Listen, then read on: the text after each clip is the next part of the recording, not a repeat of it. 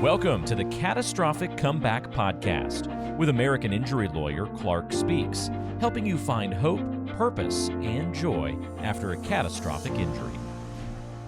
So in terms of after the legal process is over, and you were able to obtain a settlement, how would you advise people to look at that money? Is it like you won the lottery and you can just go crazy and No, it's no, money won't last forever. And just if you're gonna buy something that's an asset, and take it to somebody that's a financial advisor. Don't put it in your bank account, because you could open your phone one day and see, oh, I got this much money. What can I go buy today?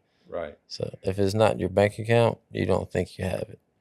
So, and that money is there for a purpose, right? That Yeah. money is supposed to last and be for very specific things going into your future. Is that right? Yep. I mean, you could roll over in the bed and one of your things in your back could pop. You know what I'm saying? And you don't have workman's comp anymore, so that money It's got to be there. It's got to be there, yeah. Well, so a big thing for us at our firm is we want to help people recover physically, financially, and emotionally. And so at the end of a case where we have been able to obtain a settlement or a judgment for somebody, we do try to connect them with a financial advisor who can help them do those things. And did that end up being a good thing for you? Are you glad that you did that? Yeah, I'm very, very glad that I did that. Yes, And how have those people helped your financial advisors? How have they helped you? And what have they done to secure your financial future? Basically, they just, I gave them all of it and said, well, I went and bought me a house. Obviously, I needed a house, and I gave them the rest of it, and I told them to invest it, and that's what they do, I guess. And I don't ask about it. I just get a little bit they give me a little bit every month that I need, other that I don't get from my drone business, and the rest I tell them I don't need to know about it. You mentioned your drone business. One of the things that I think that's cool is that before you were a person who you drove, and did you load and unload trucks? Heavy equipment, transported heavy equipment. Okay, before the accident, that was what you did for work, right? Yes, sir. And you were good at it, and you made money, and you supported your family. I loved it. Okay, now you're not able to do that. I can still get in an excavator. Oh, wow. Yeah. Okay. On my land, I built me a road and everything. Wow. Yeah. Well, that's cool. Okay. Well, so could you do that for work? I could. I mean, I've went to every company in Wilmington, and they just see me in a wheelchair, and they think, oh, it could be, you know what I mean? Sure. And I've told them, like, dude, I'll write down, well, I will not do it. If I get hurt, I will not do anything. Yeah. I work for minimum wage for all, you know what I'm saying? I just want to be in it. You like to that do work? it. Yeah. Better than sitting at the house. Yeah. So you haven't been able to work in that industry anymore. No. But I have been able to take pictures of it. So that was what I was going to ask you about. You started a business. Tell me about the business that you started, please. I started a drone business. Basically just taking pictures and videos for anybody, like a realty, surveying, I like dock, people build piers, a couple buddies of mine. Like a tree service company uses me. Did you know how to do that before, or have you taught yourself how to do that? No, I didn't fly a drone one time before the accident. I taught myself how to do it. And so do you know how to edit and do all the technical stuff that's connected with that? Yeah, I had to learn all of that too. Wow. Well, what's the name of your drone business? It's called Cam Drone Services. Wow. And how can somebody find you if they wanted to? I'm on Facebook.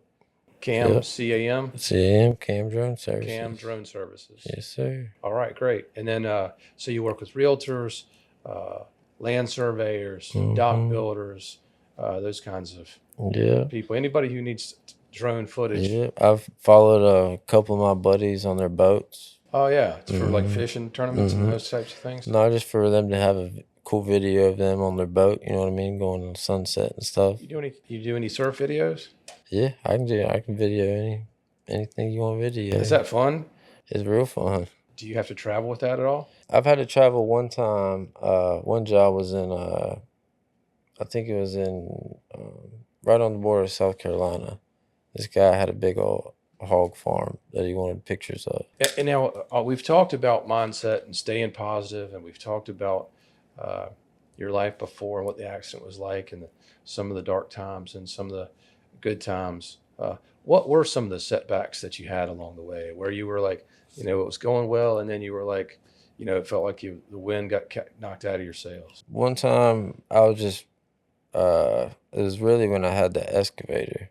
I basically used that thing as 6 to 9, and I was in it too much, and I got a pressure sore on my butt, and I had to stay off of it for a couple weeks, and it's just money flying in the air. Is it fair to say that in this process there will be setbacks? There will be be times when you feel setbacks. like I've got it all figured out, everything's Mhm. going great, and then there's going to be a place where you're Oh just yeah, there will be. I mean, I broke this leg in 2 places on that excavator. I broke that foot. I broke this ankle. This is all after the accident. and then what do you do to get back and continue your journey and your Just process? make sure every is healing. I mean, I can only stay in the bed for so long, so I'm gonna do something. I'm gonna wrap it up as best I can and make sure it don't at least drive around. You know what I mean? For you, it sounds like this is just who you are. You're a person who is going to be positive, who's going to uh, be active, is going Yes, to find a sir. way. Yes, sir. Have you met people through this process that are like you in that respect? I've met a couple. Uh, yeah, I've met a couple of them that I still talk to. One of the guys that I met from the hospital actually, he lives up in Raleigh now. He has his own like art business stuff where he does big canvases and stuff like that. It's really cool. But he stays dang active like I do. Do you stay connected with people like that approach this like you? Yeah, talk to him probably every couple of weeks or something like that. Have you seen people who don't have that same positivity and don't have that There's, same active approach? I've seen a lot more of them. And what does that look like?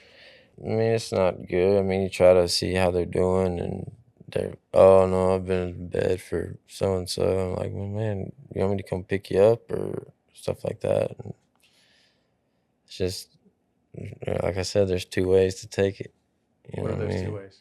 You can either be positive about it, or you can be negative and basically, you know what I mean, sitting in your room, sitting in your house all day.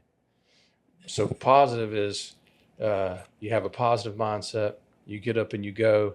You try and you try and you try again. Even if it hurts, just keep on going. It'll start feeling better. And then negative is anger, frustration, bitterness, and that sort of thing. Mm-hmm. Exactly. And then it's pretty clear which of those paths that you chose. Do you think it was important that you took legal action to deal with this? Yeah, I think it was because I didn't know anything about any of that. When I was in the hospital bed, I honestly didn't know who the heck was walking in my thing. But I'm glad y'all did. And yeah, I didn't know anything about any of that. Did you find that having a professional with you was helpful in terms of guiding you through that process? 1000%. Is that something you would recommend to somebody else? Yes, definitely. I don't know what I would have done without. My impression is in these catastrophic cases, insurance companies, they'll start off, especially workers' comp, will start off paying for everything because they don't have any choice. They'll be right? nice to you. Right. And then over time, what did you see happen? Go downhill. They start paying for less. They start not being as nice. They don't email you back. Do you feel like we would prepared you for that? Yeah, that's legal helped me a lot with that because they'll answer to the legal person a lot better than they'll answer to me. Would it be difficult for you to assess what the value of a claim was if you didn't have legal help? Oh yeah, yeah. Like I don't like if I'm in that situation, I wouldn't know. For example, you mentioned your dad is fixes boats and has boat Mm-hmm. repairs, and you and I both spend time on the water. And if something's wrong with a boat, like I wouldn't know if it was 500 or 5,000. I would have no idea, Mm-hmm. and because I don't do that work every day, and that's why I just have to kind of trust the Yeah. person that I'm with. Exactly. That's exactly right. I didn't know how much I would be getting. Well, so are there any final words of advice that you would have to somebody that might be going through something like this? Just think about the positives. Think about all the positives that you still have. You still got your family. You still got your life. You still may have your kids. You know what I mean? And you still, life ain't over. If you wake up every day, it's a positive day. Well, that is great. I appreciate so much you being here. Yes, sir. Thank you, I Colin. appreciate you having me, man. Thanks for sharing your story Yes, with us. sir. It's good to see you. Good to see you. Thank you for joining us, and we'll see you next time.